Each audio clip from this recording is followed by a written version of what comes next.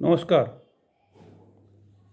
1 જાન્યુઆરીથી કેન્દ્ર સરકારે કેન્દ્ર સરકારના કર્મચારીઓ માટે 4% મોંઘવારી વધારો જાહેર કર્યો છે.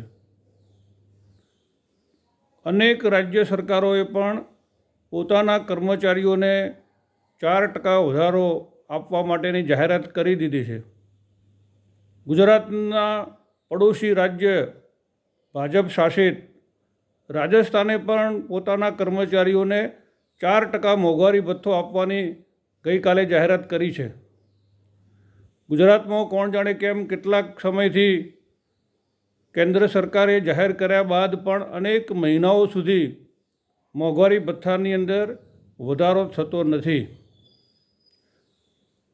ગુજરાત સરકારે જ ગુજરાતના અનેક શહેરોને 3 કેટેગરીની અંદર વિભાજિત કર્યા છે અને એ પ્રકારે 30%, 20% અને 10% એ મુજબ ઘર ભાડું આપવાની જાહેરાત પણ થઈ ચૂકી છે.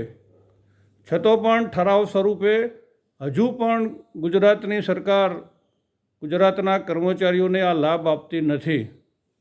આજે અમે માનનીય મુખ્યમંત્રીને પત્ર લખી અને વિનંતી કરી છે કે ચૂંટણી આચારસંહિતા પહેલાં ગુજરાતના કર્મચારીઓને, શિક્ષકોને 4% મોંઘવારી ભથ્થું આપવાની જાહેરાત થાય અને સાથે સાથે 7મા પગાર પંચ મુજબ જે 3 કેટેગરીની અંદર શહેરોને વિભાજિત કરેલા છે એ પ્રકારે HRA આપવાનો ઠરાવ પણ આજે પસાર થાય.